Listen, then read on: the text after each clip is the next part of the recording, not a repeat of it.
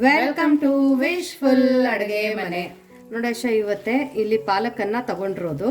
ಪಾಲಕಿಂದ ತುಂಬಾ ಡಿಫ್ರೆಂಟ್ ಮತ್ತೆ unique recipe ಮಾಡ್ತಾ ಇದೀವಿ. ತುಂಬಾ ಹೊಸ ರೆಸಿಪಿ, ಯಾಕಂದ್ರೆ ಸಾಂಬಾರು ಪಲ್ಯ ತಿಂದುಗೂ ಬೇಜಾರಾಗಿರುತ್ತೆ.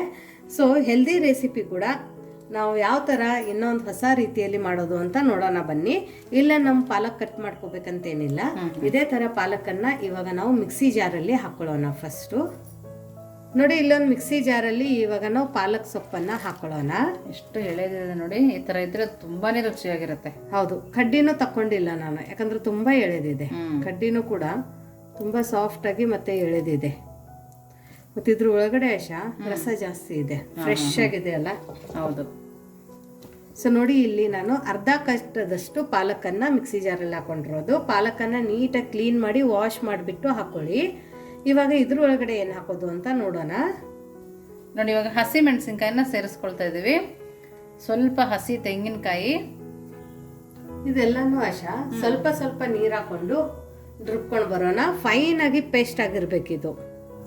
ನೋಡಿ, ಈ ತರ ಸಣ್ಣದಾಗಿ ರುಬ್ಕೊಂಡು ಬಂದಿರೋದು, ಸ್ವಲ್ಪ ನೀರು ಹಾಕೊಂಡು ರುಬ್ಕೊಂಡು ಬಂದಿರೋದು. ಇವಾಗ ಇದನ್ನ ಪಕ್ಕಕ್ಕಿಟ್ಟು ನೆಕ್ಸ್ಟ್ ಏನ್ ಮಾಡೋದು ಅಂತ ನೋಡೋಣ ಬನ್ನಿ. ಇಲ್ಲೊಂದು ಬೌಲ್ ಒಳಗಡೆ ಇಲ್ಲಿ ನಾನು 1.5 ಕಪ್ಪದಷ್ಟು ಗೋಧಿ ಹಿಟ್ಟನ್ನ ತಗೊಂಡಿರೋದು. ಗೋಧಿ ಹಿಟ್ಟನ್ನ ಜಡಿ ಮಾಡಿ ತಗೋಬೇಕು. ಇದಕ್ಕೇನೆ ಸ್ವಲ್ಪ ಬಿಳಿ ಎಳ್ಳನ್ನ ಹಾಕೋತಾ ಇದ್ದೀನಿ. ಎಳ್ಳು ಹಾಕೊಳ್ಳೋದ್ರಿಂದ ತುಂಬಾ ಚೆನ್ನಾಗಿ ಫ್ಲೇವರ್ ಕೊಡುತ್ತೆ. ಇದಕ್ಕೇನೆ ಒಂದು ಸ್ವಲ್ಪ ಓಂ ಕಾಳನ್ನ ಹಾಕೊಳ್ಳೋಣ, ಸ್ವಲ್ಪ ಜೀರಿಗೆ, ಸ್ವಲ್ಪ ಇಲ್ಲಿ ನಾನು ಧನಿಯಾ ಪೌಡರನ್ನ ಹಾಕೋತಾ ಇದ್ದೀನಿ. ಸ್ವಲ್ಪ ಅರಿಶಿಣದ ಪುಡಿನ ಹಾಕೊಳ್ಳೋಣ, ರುಚಿಗೆ ಉಪ್ಪು. ಗೋಧಿ ಹಿಟ್ಟಕ್ಕೆ ಎಷ್ಟು ಬೇಕು ಅಷ್ಟು ಉಪ್ಪನ್ನ ಹಾಕೊಳ್ಳಿ. ಇವಾಗ ಇದ್ರ ಒಳಗಡೆ ನಾವೇನು ರುಬ್ಕೊಂಡು ಬಂದಿವಲ್ಲ ಪಾಲಕನ್ನ, ಅದನ್ನ ಹಾಕೊಳ್ಳೋಣ. ಇದನ್ನ ಹಾಕೊಂಡು ಇದರಲ್ಲಿನೇ ಫಸ್ಟ್ ನಾವು ಒಂದು ಸ್ವಲ್ಪ ಕಲುಷ್ ನೋಡೋಣ, ಯಾಕಂದ್ರೆ ಪಾಲಕ್ದೇನು ನಾವು ಪೇಸ್ಟ್ ಮಾಡ್ಕೊಂಡು ಬಂದಿದ್ದೀವಿ ಅದ್ರ ಒಳಗಡೆನೆ ಹಿಟ್ಟನ್ನ ಕಲಸ್ಕೋಬೇಕು. ಸೊ ನೀವು ಚಪಾತಿಗೆ ಯಾವ ಥರ ಹಿಟ್ಟನ್ನ ಕಲಿಸ್ತೀರಾ ಅದೇ ಥರ ನಾವು ಇಲ್ಲಿ ಹಿಟ್ಟನ್ನ ಕಲಿಸ್ಕೊಂಡು ಬರೋಣ. ನೋಡಿ, ಈ ಥರ ಚಪಾತಿ ಹದಕ್ಕೆ ಇಲ್ಲಿ ಹಿಟ್ಟನ್ನು ಕಲಿಸ್ಕೊಂಡು ಬಂದಿರೋದು. ನೀವು ನಾರ್ಮಲಾಗಿ ಚಪಾತಿಗೆ ಹೇಗೆ ಕಲಿಸ್ತೀರಾ ಅದೇ ಥರ ಕಲಿಸ್ಕೊಳ್ಳಿ. ಇವಾಗ ಇದು ಕಲಸಿರೋದು ಹಿಟ್ಟನ್ನು ಮೇಲ್ಗಡೆ ಮುಚ್ಚಿಬಿಟ್ಟು 1-2 ನಿಮಿಷ ಪಕ್ಕಕ್ಕೆ ಇಟ್ಕೊಂಡು ನೆಕ್ಸ್ಟ್ ಏನು ಮಾಡೋದು ಅಂತ ನೋಡೋಣ ಬನ್ನಿ. ನೋಡಿ, ಇಲ್ಲಿ ಇನ್ನೊಂದು ಬೌಲನ್ನು ತಗೊಂಡು ಇದ್ರ ಒಳಗಡೆ 1/4 ಕಪ್ಪದಷ್ಟು ಕಡಲೆ ಹಿಟ್ಟನ್ನು ಹಾಕೊಳ್ಳೋಣ, ಬೇಸನನ್ನು. ಇದಕ್ಕೇನೆ ಒಂದು ಸ್ವಲ್ಪ ಅರಿಶಿಣದ ಪುಡಿ. ಇವಾಗ ಈ ಕಡಲೆ ಹಿಟ್ಟಕ್ಕೆ ಎಷ್ಟು ಉಪ್ಪು ಬೇಕು ಅಷ್ಟು ಉಪ್ಪನ್ನು ಹಾಕೊಳ್ಳೋಣ, ಯಾಕಂದ್ರೆ ಆಲ್ರೆಡಿ ನಾವು ಪಾಲಕದ ಹಿಟ್ಟನ್ನು ಕಲಸಿಟ್ಟಿದ್ದೀವಿ, ಅದರಲ್ಲಿನೂ ಉಪ್ಪಿದೆ, ಹಾಗಾಗಿ ಡಬಲ್ ಆಗಬಾರ್ದು. ಇದ್ರೊಳಗಡೆ ಒಂದು ಸ್ವಲ್ಪ ಚಿಲ್ಲಿ ಫ್ಲೇಕ್ಸನ್ನು ಹಾಕೊಳ್ಳೋಣ. ಇವಾಗ ಇದ್ರೊಳಗಡೆ 1 ಸ್ಪೂನಷ್ಟು ಅಕ್ಕಿ ಹಿಟ್ಟನ್ನು ಹಾಕೊಳ್ಳೋಣ. ಅಕ್ಕಿ ಹಿಟ್ಟು ತಿನ್ನಲ್ಲ ಅಂದರೆ ಸ್ಕಿಪ್ ಮಾಡ್ಕೋಬಹುದು, ಅಥವಾ ಕಾರ್ನ್ಫ್ಲೋರು ಕೂಡ ನೀವು ಹಾಕೋಬಹುದು. ಬಟ್ ಒಂದು ಸ್ವಲ್ಪ ಕ್ರಿಸ್ಪಿನೆಸ್ಸು ಮತ್ತು ಚೆನ್ನಾಗಿ ಫ್ಲೇವರ್ ಕೊಡಲಿ ಅಂತ ಹೇಳ್ಬಿಟ್ಟು ಇಲ್ಲಿ ನಾನು ಒಂದು ಸ್ವಲ್ಪ ಅಕ್ಕಿ ಹಿಟ್ಟನ್ನು ಹಾಕೋತಾ ಇದ್ದೀನಿ. ಇವಾಗ ಇದೆಲ್ಲಾನು ನೀಟಾಗಿ ಒಂದ್ಸರ್ತಿ ಮಿಕ್ಸ್ ಮಾಡ್ಕೊಳ್ಳೋಣ. ನೋಡಿ, ಈ ಥರ ಮಿಕ್ಸ್ ಮಾಡಿಕೊಂಡು ಇವಾಗ ಸ್ವಲ್ಪ ಸ್ವಲ್ಪ ನೀರು ಹಾಕೊಂಡು ಥಿಕ್ ಬ್ಯಾಟರನ್ನು ಮಾಡ್ಕೋಬೇಕು. ತಿಳುವಿರಬಾರ್ದು, ಬೋಂಡ ಬಜ್ಜಿ ಥರ ಇರಬಾರ್ದಾ? ಹೌದು, ಅದ್ರಕ್ಕಿಂತನೂ ಗಟ್ಟಿಯಾಗಿರ್ಬೇಕು. ನೀವು ಬೇಕಂದ್ರೆ ಕಡಲೆ ಹಿಟ್ಟು ಬೇಡ ಅಂದರೆ ಹೆಸರು ಬೇಳೆ ಅಥವಾ ಕಡಲೆ ಬೇಳೆನ ನೆನೆಸ್ಬಿಟ್ಟು ರುಬ್ಬಿಬಿಟ್ಟು ಇದೇ ಥರ ಮಾಡ್ಕೋಬೋದು. ಸೊ ಮನೆಯಲ್ಲಿನೇ ಅವೈಲೇಬಲ್ ಇರೋವಂಥ ಇಂಗ್ರೀಡಿಯೆಂಟ್ಸನ್ನೇ ಹಾಕಿಬಿಟ್ಟು ನಾವು ಅಡುಗೆನ ಯಾವ ಥರ ಮಾಡೋದು ಅಂತ ಇದೆಲ್ಲನೂ ನಮ್ಮ ಚಾನಲಲ್ಲಿ ನಾವು ಮಾಡ್ತಾ ಇದ್ದೀವಿ. ಸೊ ಇದನ್ನು ನೀಟಾಗಿ ಮಿಕ್ಸ್ ಮಾಡ್ಕೊಂಡು ಬರೋಣ. ನೋಡಿ, ಈ ಥರ ನೀಟಾಗಿ ಬೀಟ್ ಮಾಡ್ಕೊಂಡು ಬಂದಿರೋದು. 1 ನಿಮಿಷ ಬೀಟ್ ಆದರೆ ಸಾಕು, ಒಂದು ಒಳಗಡೆ ಗಂಟಿರಬಾರ್ದು, ಅಷ್ಟು ಚೆನ್ನಾಗಿ ನಮ್ದು ಇದು ಹಿಟ್ಟು ರೆಡಿಯಾಗಿದೆ. ಇವಾಗ ಈ ಹಿಟ್ಟನ್ನು ಪಕ್ಕಕ್ಕಿಟ್ಟು ನೆಕ್ಸ್ಟ್ ಏನು ಮಾಡೋದು ಅಂತ ನೋಡೋಣ ಬನ್ನಿ.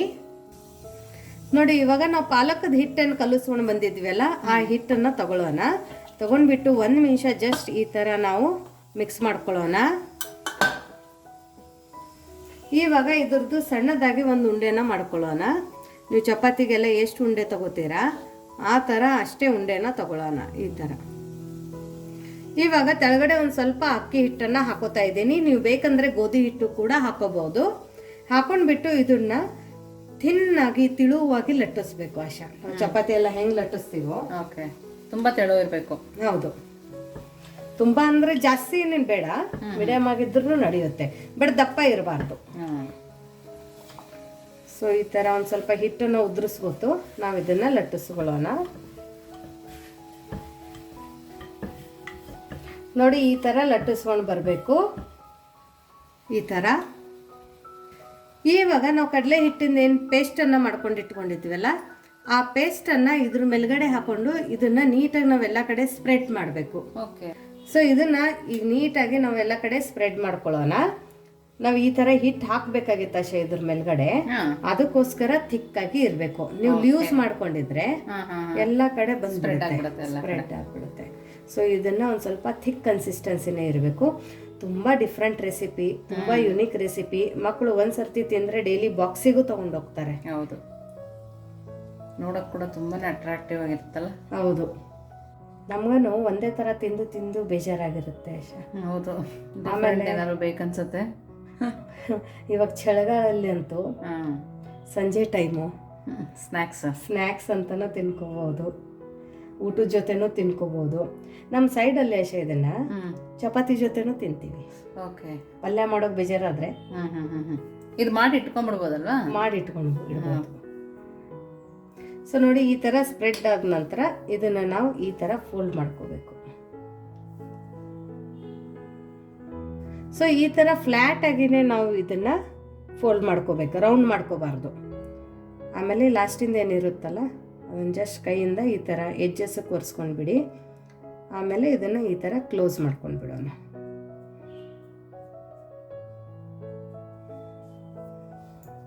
ನೋಡಿ ಈ ಥರ. ಸೊ ಇದೇ ಥರ ನಾವು ಎಲ್ಲದನ್ನು ಮಾಡ್ಕೊಂಡು ಬರೋಣ. ನೋಡಿ, ಎಲ್ಲದನ್ನು ಈ ಥರ ಮಾಡ್ಕೊಂಡು ಬಂದಿರೋದು. ಇವಾಗ ನೆಕ್ಸ್ಟ್ ಏನು ಮಾಡೋದು ಅಂತ ನೋಡೋಣ ಬನ್ನಿ. ನೋಡಿ, ಒಂದು ಬಾಣಲಿನ ತಗೊಂಡಿದ್ದೀವಿ. ಅದರಲ್ಲಿ ಒಂದು ಮಗ್ಗಾಗೋಷ್ಟು ನೀರನ್ನು ಹಾಕೊತಾ ಇದ್ದೀವಿ. ಈ ಇಡ್ಲಿ ಪಾತ್ರೆನಲ್ಲಿ ಹೆಂಗೆ ಮಾಡ್ಕೊತೀವೋ ಆ ಥರ ಮಾಡ್ಕೊಬೋದು.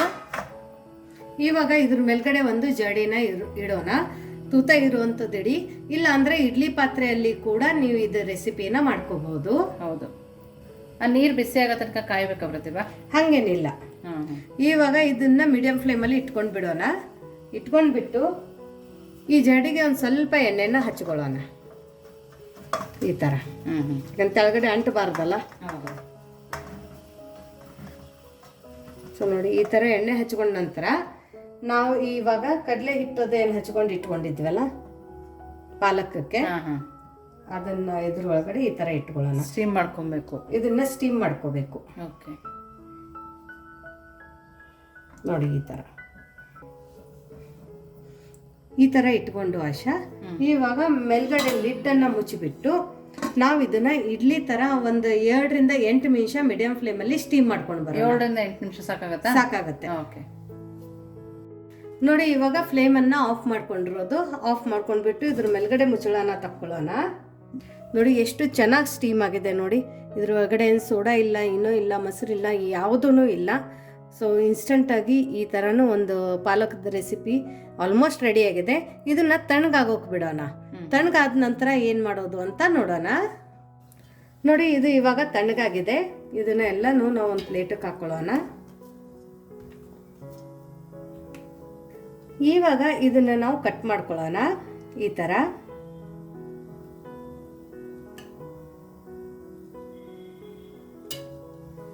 ನೋಡಿ ಎಷ್ಟು ಚೆನ್ನಾಗಿ ಕಾಣ್ತೈತೆ. ಹೌದು, ಎಷ್ಟು ಚೆನ್ನಾಗಿ ಬಂದಿದೆ ನೋಡಿ. ಕಡಲೆ ಹಿಟ್ಟು ಕೂಡ ಸ್ಟೀಮ್ ಆಗಿದೆ. ಸೊ ಇದೇ ಥರ ಎಲ್ಲದನ್ನು ಕಟ್ ಮಾಡ್ಕೊಂಡು ಬರೋಣ. ನೋಡಿ, ಎಲ್ಲದನ್ನು ಈ ಥರ ಕಟ್ ಮಾಡ್ಕೊಂಡು ಬಂದಿರೋದು. ಇವಾಗ ನೆಕ್ಸ್ಟ್ ಏನು ಮಾಡೋದು ಅಂತ ನೋಡೋಣ ಬನ್ನಿ. ನೋಡಿ, ಒಂದು ಬಾಣಲಿ ತಗೊಂಡು ಎಣ್ಣೆನ ಕಾಯಿಸ್ಕೊಂಡಿದ್ದೀವಿ. ಸೊ ಎಣ್ಣೆ ಚೆನ್ನಾಗಿ ಬಿಸಿ ಆದ ನಂತರ ನಾವು ಮಾಡ್ಕೊಂಡಿರುವಂಥ ವಡಿನ ಹಾಕೊಳ್ಳೋಣ.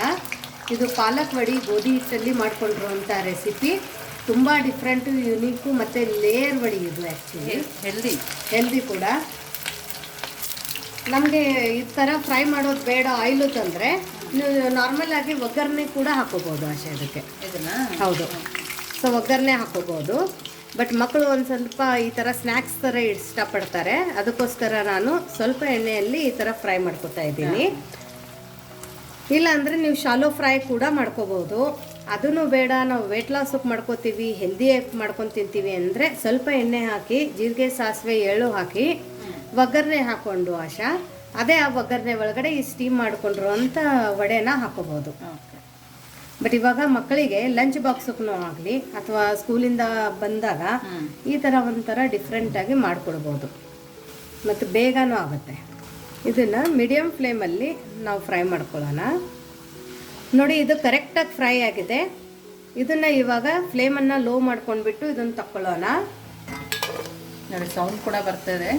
ತುಂಬಾ ಕ್ರಿಸ್ಪಿಯಾಗಿದೆ ಅನ್ಸುತ್ತಲ್ವ ಪ್ರತಿಭಾ? ಹೌದು, ತುಂಬ ಕ್ರಿಸ್ಪಿ ಇದೆ. ಸೊ ನೋಡಿ ಈ ಸೈಡಕ್ಕೆ ಇರುತ್ತಲ್ಲ ಆಶಾ, ಇಲ್ಲಿ ಕಡಲೆ ಹಿಟ್ಟದ್ದು ಈ ಲೇಯರ್ ಒಂದು ಸ್ವಲ್ಪ ರೆಡಿಶ್ ಆದರೆ ಸಾಕು, ನಾವು ತಗೊಂಡ್ಬಿಡ್ಬೇಕು. ಓಕೆ, ನೋಡಿ ನಮ್ಮದು ಬಿಸಿ ಬಿಸಿ ಪಾಲಕ್ ವಡಿ ರೆಡಿಯಾಗಿದೆ. ಮಕ್ಕಳು ಬರ್ತ್ಡೇ ಪಾರ್ಟೀಸ್ಗೆ, ಕಿಟಿ ಪಾರ್ಟೀಸ್ಗೆ, ಮತ್ತು ಮಕ್ಕಳು ಸ್ಕೂಲ್ ಬಾಕ್ಸಕ್ಕೇನು ಟೈಮ್ ಇಲ್ಲ ಅಂದರೆ ವರ್ಕಿಂಗ್ ಮದರ್ಸ್ ಇದ್ರೆ ಒಂದು ಸ್ವಲ್ಪ ಕಷ್ಟ ಆಗುತ್ತೆ. ಬೆಳಗ್ಗೆ ಎದ್ಬಿಟ್ಟು ಮಕ್ಕಳಿಗೆ 2-3 ಬಾಕ್ಸ್ ಕಟ್ಟೋದು ಅಂತ ಹೇಳ್ಬಿಟ್ಟು ಈ ಥರ ಮಾಡಿಬಿಟ್ಟು ನೀವು ಹೆಲ್ದಿ ರೆಸಿಪಿನೂ ಮಕ್ಕಳಿಗೆ ಬಾಕ್ಸಲ್ಲಿ ಮಾಡಿಕೊಡ್ಬೋದು.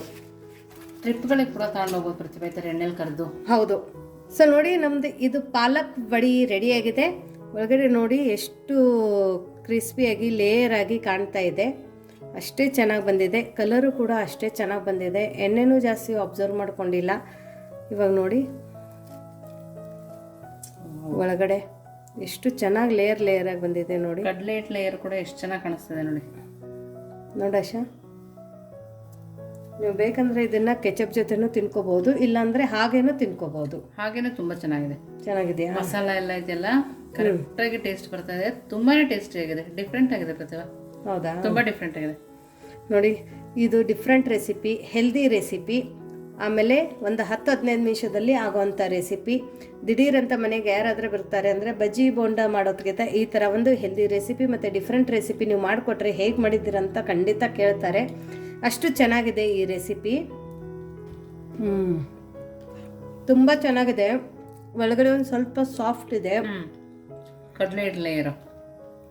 ಬಟ್ ಕಡಲೆ ಹಿಟ್ಟು ಸ್ಟೀಮ್ ಆಗೋದ್ರಿಂದ ಅದೊಂದು ಫ್ಲೇವರೇ ಬೇರೆ ಬರ್ತಾ ಇದೆ. ಹೌದು, ಅಷ್ಟು ಚೆನ್ನಾಗಿದೆ. ಎಳ್ಳು, ಓಂಕಾಳು, ಆಮೇಲೆ ಚಿಲ್ಲಿ ಫ್ಲೇಕ್ಸು, ಆ ಪಾಲಕಿನ ಫ್ಲೇವರು ತುಂಬ ಚೆನ್ನಾಗಿ ಕಾಣ್ತಾ ಇದೆ. ತುಂಬ ಚೆನ್ನಾಗಿ ಬಾಯಲ್ಲೂ ಕೂಡ ಸಿಗ್ತಾ ಇದೆ. ಆಮೇಲೆ ಮಕ್ಕಳಿಗೆ ಇದು ನೋಡೋಕ್ಕೂ ತುಂಬ ಡಿಫ್ರೆಂಟ್ ಆಗಿದೆ. ಸೊ ನೋಡೋಕೆ ಚೆನ್ನಾಗಿದ್ರೆ ತಿನ್ನೋಕ್ಕೂ ಚೆನ್ನಾಗಿರುತ್ತೆ. ಜಾಸ್ತಿ ಮಕ್ಕಳಿದ್ರೆ ಟೇಬಲ್ ಮೇಲೆ ಇಟ್ಟರೆ 5 ನಿಮಿಷದಲ್ಲಿ ಖಾಲಿ ಮಾಡಿಬಿಡ್ತಾರೆ. ಹೌದು. ಸೊ ನಿಮಗೆ ಈ ಪಾಲಕ್ ರೆಸಿಪಿ ಹೇಗೆ ಅನ್ನಿಸ್ತು ಅಂತ ಕಮೆಂಟ್ ಮೂಲಕ ತಿಳಿಸೋದನ್ನು ಮರಿಬೇಡಿ. ಇನ್ನೂ ನಮ್ಮ ಚಾನಲ್ನ ನೀವು ಲೈಕ್ ಮಾಡಿಲ್ಲ ಅಂದರೆ ಲೈಕ್ ಮಾಡಿ, ಶೇರ್ ಮಾಡಿ, ಸಬ್ಸ್ಕ್ರೈಬ್ ಮಾಡಿ. ವಿಶ್ಫುಲ್ ಅಡುಗೆ ಮನೆಗೆ ಥ್ಯಾಂಕ್ ಯು.